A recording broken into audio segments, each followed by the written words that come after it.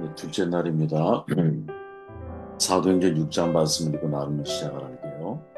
그때 제자가 더 많아졌는데 헬라파 유대인들이 자기의 과부들이 매일의 구제에 빠짐으로 히브리파 사람을 원망하니 열두 사도가 모든 제자들을 불러 이르되 우리가 하나님의 말씀을 제쳐놓고 젖대를 일삼는 것이 마땅하지 아니하니 형제들아 너희 가운데서 성령과 지혜가 충만하여 칭찬받는 사람 일곱을 택하라. 우리가 이 일을 그들에게 맡기고 우리는 오로지 기도하는 일과 말씀 사역에 힘쓰리라 하니 말씀과 기도의 균형을 잡아야 합니다라는 제목으로 나누며 시작을 합니다. 균형은 어느 한쪽으로 치우치지 않고 조화를 이루는 안정된 상태를 의미하죠. 잘 알지만 균형을 잃으면 어느 한쪽으로 기울어지기 마련입니다. 건축에서 균형을 잡아주는 추가 다림줄이죠. 자동차의 네 바퀴가 균형 있게 굴러가야 안전한 겁니다. 새의 두 날개가 균형 있게 움직일 때 하늘을 날 수 있듯이 자연의 원리와 이치에는 항상 균형이 있다고 봐요. 우리가 사는 사회도 마찬가지죠. 공정과 정의가 균형이 있을 때 안정된 사회가 되는 거예요. 사람도 마찬가지죠. 균형이 잘 잡힌 격의 사람만이 사실은 세상을 아름답게 만들어갈 수 있는 거죠. 신앙도 마찬가지예요. 신앙에도 균형이 있어요. 성경만 많이 알고 기도를 하지 않으면 바리새인 같은 사람이 되는 거죠. 반대로 기도만 많이 하고 하나님의 말씀이 없으면 신비주의자로 전락을 하게 되어 있습니다. 성령님을 통해서 탄생한 초대교회는 균형이 잘 잡힌 교회의 롤모델이죠. 그렇게 어떤 공동체이든 초대교회를 모델 삼아서 교회를 세우기를 원한다면 균형 목회에 초점을 맞춰서 살아가야 한다고 저는 생각을 합니다. 뜨겁지만 광신적이지 않고 가족적이지만 무례하지 않고 질서가 있으면서도 자유로움이 있는 그러한 공동체. 이게 우리가 지향해야 할 매우 중요한 공동체가 아니겠느냐 하는 생각을 하게 됩니다. 사역의 최대의 적은 사역 그 자체이다. 존 파이퍼 목사의 고백인데 이 말은 잘 이해해야 한다고 봐요. 우리가 사역을 하잖아요.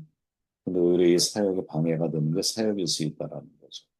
오늘 우리가 읽고 있는 사도행 6장의 내용이 그 사실을 증명을 하죠. 굳이 하는 일을 하다 보니 기도와 말씀 사역이 가로막히고 있죠. 구제 사역, 사역이잖아요. 남 돌보는 일 얼마나 중요한 인간에 대한 긍휼을 표현하는 사역이겠습니까? 근데 그 사역 자체가 사역을 가로막고 있다는 거죠. 과부들을 돌보는 일 절실한 요구 사항이었지만 이것이 사도들의 기도 생활, 말씀 사역을 가로막고 있습니다. 사도들은 온 밤을 새워 기도하셨던 예수님께 기도를 배운 사람들입니다. 사역은 생명력을 고갈시킬 수 있으므로 예수님처럼 물러가 한적한 곳에서 기도해야 하는 것이죠. 그토록 많은 사역을 예수님이 하셨음에도 불구하고 기도와 맞물려 있다라는 거죠. 헌신적인 기도가 없으면 말씀 사역은 시들어 열매를 맺지 못하는 거죠. 우리가 사도행전의 역사를 잘 기억해 보면 대기신문도가 기도에 전념했을 때 성령이 강림하셨고 전도를 통해 3천 명이 회심을 하는 거죠. 베드로와 성도들이 기도할 때 모인 곳이 진동했고 그들은 성령이 충만해져서 하나님의 말씀을 담대히 선포하죠. 바울은 복음의 비밀을 담대히 전할 수 있도록 자신을 위해 기도해 달라 에베소 6장에서 고백하고 있죠. 그러므로 기도를 막는다라는 것, 그거는 사역의 전반을 막는 것이죠. 전무하리라 번역된 이 단어는 끈질기게 계속한다. 이런 뜻을 가지고 있거든요. 이게 바로 사도들의 어떤 확고부동한 자세를 표현해주고 있는 거죠. 선한 사역의 지혜 아무리 절박하게 우리를 압박한다 하더라도 우리의 최고의 일은 기도를 포기하지 않는 것이요. 사도들은 다른 일은 다 제쳐두고 기도와 말씀 사역에 전념해야겠다라는 것을 깊이 깨닫습니다. 사실 이게 우리가 잊지 말아야 한다고 생각을 하거든요. 설교자의 특히 이제 사역자, 목회자의 가장 중요한 사역이 뭘까? 그건 자기 시간에 적어도 11조를 드리듯이 기도와 말씀 사역에 헌신해야 한다고 보거든요. 이거는 여러분 점점 더 높은 리더십의 자리에 올라갈 때에라도 잊지 말아야 할 마치 루터의 고백처럼 내가 바쁘기 때문에 더 많이 기도한다 라는 마음을 가지고 우리가 사실 하나님께 나아가야 한다고 보거든요. 왜? 말씀과 기도로 거룩하여집니다. 우리를 정말 세상 사역과 구분짓게 만드는 중요한 사역이 있다면 그건 하나님의 말씀과 기도로 우리는 거룩해진다는 거죠.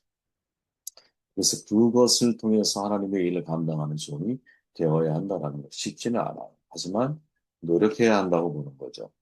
신명기 4장에 보니까 모세가 이렇게 말합니다. 내가 나의 하나님 여호와께서 명령하신 대로 규례와 법도를 너에게 가르쳤나니 이는 너희가 들어가서 기업으로 차지할 땅에서 그대로 행하게 하려 함인즉 너희는 지켜 행하라.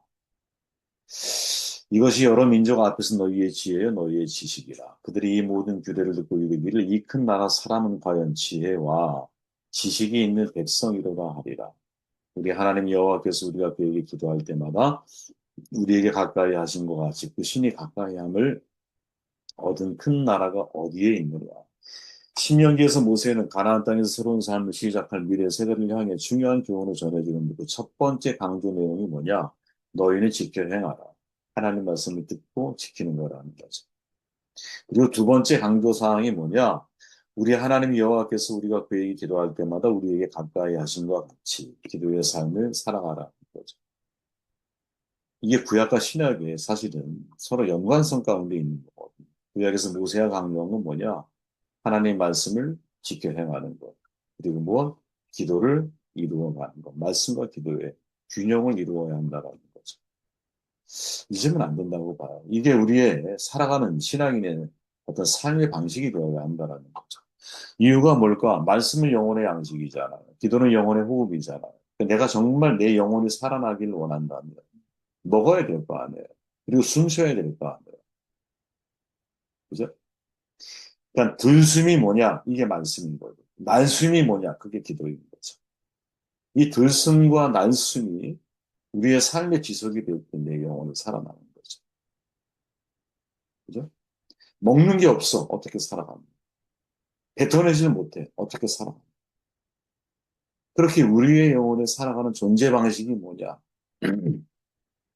말씀을 듣고 기도를 고백하고. 솔로몬이 말하죠. 참 안타까운 사람이지만 솔로몬이 잠언 28장에서 사람이 귀를 돌려 율법을 듣지 아니하면 그의 기도도 가증합니다. 아, 본인이 이렇게 살았으면 얼마나 좋았을까 하는 안타까움을 우리에게 전해줘요.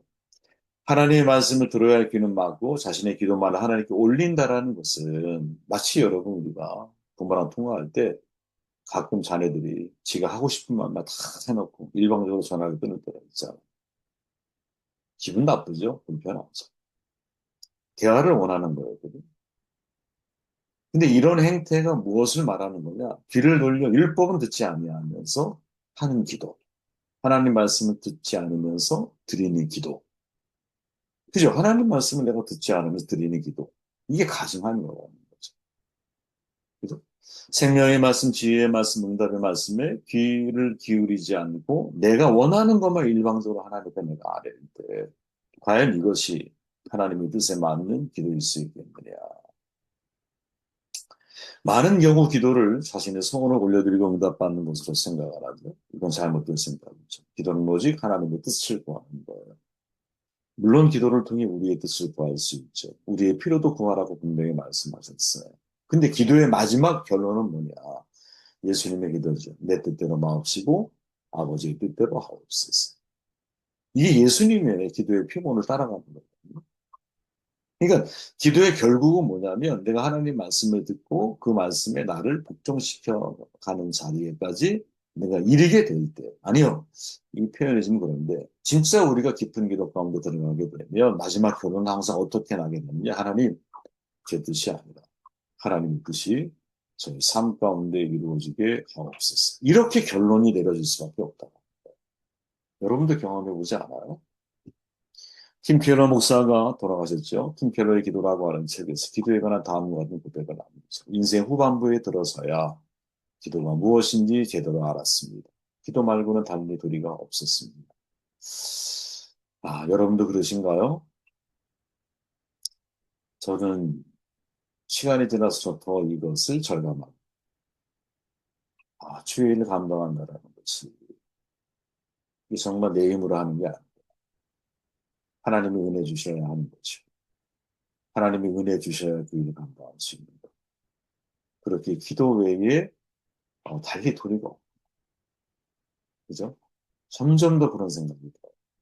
주의 일은 성령의 나타나심을 통해서 감당해야 해요. 주의 일은 나의 능력으로 감당하는 게 아니에요. 그러니까 점점 인생의 후반부에 정말 들어가면서 아, 나의 힘이 아니라 하나님을 의지하는 게 얼마나 정말 중요한 문제인지 실험이 깨닫게 된다. 하는 말씀 드리게 됩니다. 우리의 실제의 삶에서 이것이 진짜 나의 신앙 고백이 되고 있느냐? 라는 말씀을 좀 드렸으면 좋겠어요. 우리의 실제의 삶에서 이게 실천되어지고 있습니다. 저는 여러분, 이제 성경에 보면 예수님께서 가르쳐주신 말씀 가운데 보면 항상 예수님이 가르쳐주신 마태복음 6장 8절과 33절의 내용을 보면 기도를 중언부언하지 말라고 말씀하시죠. 그리고 우리가 구할 것은 모두 하나님이 알고 계신다라고 말씀하시면서 먼저 하나님의 나라와 그의 일을 구하라 이렇게 말씀하시죠. 그러니까 기도가 두 가지 균형으로 사실은 맞춰져서 져야 된다는 거죠. 첫째는 무엇? 하나님의 나라를 구하는 기도. 이게 1순위야. 이게 하나님과 교제하는 기도입니다. 팀 켈러 목사의 표현입니다. 둘째는 필요를 구하는 기도입니다. 그죠? 근데 이 두 개가 어떻게 균형을 이루어야 한다는 거죠. 근데 저는 이 말을 들으면서 여러분, 이거를 제가 보면서 무슨 생각이 드러나냐면, 이 두 균형을 달리 표현할 수 있겠구나, 이런 생각을 하게 됐어요. 어떻게 표현할 수 있을까? 하나님과 교제하는 기도는 여러분, 말씀으로 교제하는.